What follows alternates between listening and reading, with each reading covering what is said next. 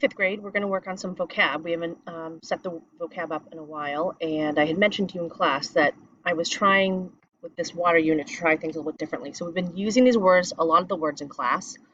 We're trying to talk about them more before we write them down and try to commit them to memory, trying to think about how we can understand what they actually mean and what they do before we work on writing them down.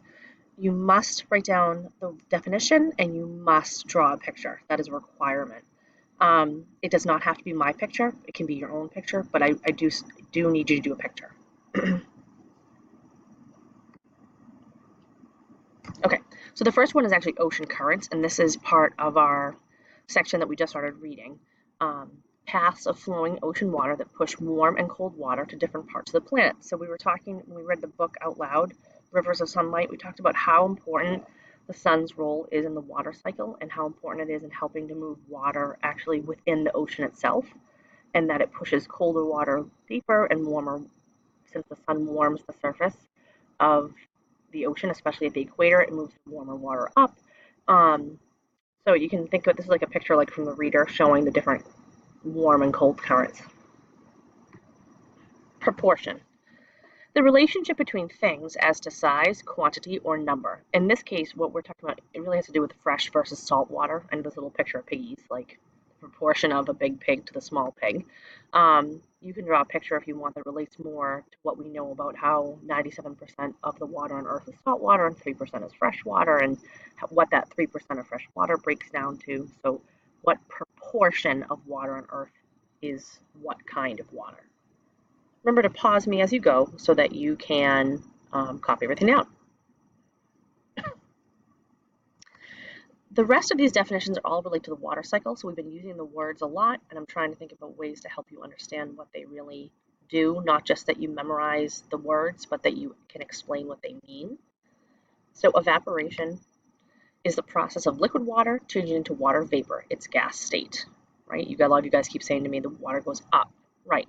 So think of it as the water is, right, when heat is applied, which is part of our experiment right now, liquid water will change into water vapor.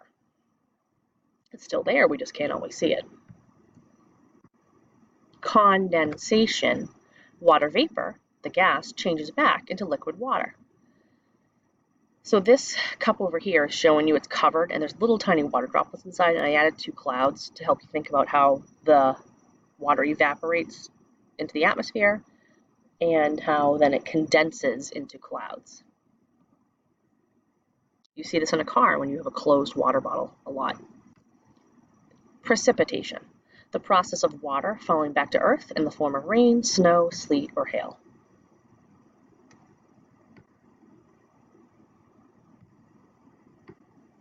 Accumulation, when precipitation is in different forms falls back to Earth, it collecting in waterways or sinking into the ground. I think I should say collects in waterways. Let me change that actually if I can.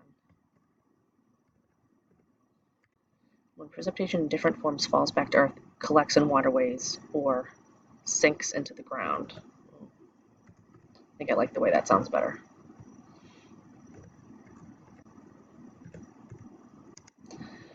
I kind of joined up accumulation and absorption so that this is talking about water collects on the surface, pools, lakes, rivers, streams, puddles, and then even on the ground itself, and then some of it gets absorbed into the groundwater, but some of it sits on the surface. That's that accumulation.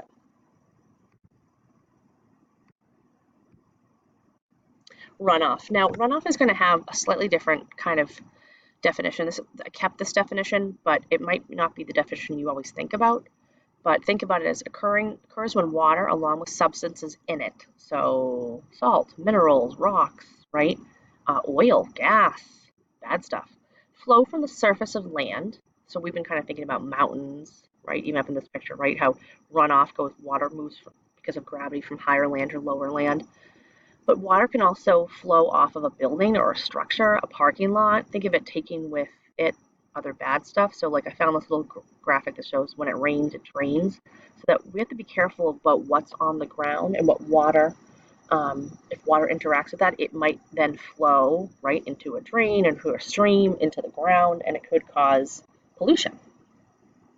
This will come up more when we get to our third section of our reader. The last definition is for the water cycle.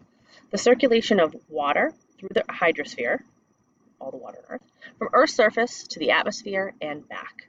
So this has the three big letters, right? Condensation, evaporation, condensation, precipitation. But don't forget about accumulation and runoff, and maybe absorption too. I feel like they're really important too. All right, peeps. So there are 8 of these words and definitions. They are due on Friday. So you can do a couple each night, do them all in one night and get them over with, not have to worry about it. And then please make sure they get back into your science folder. This is P signing off.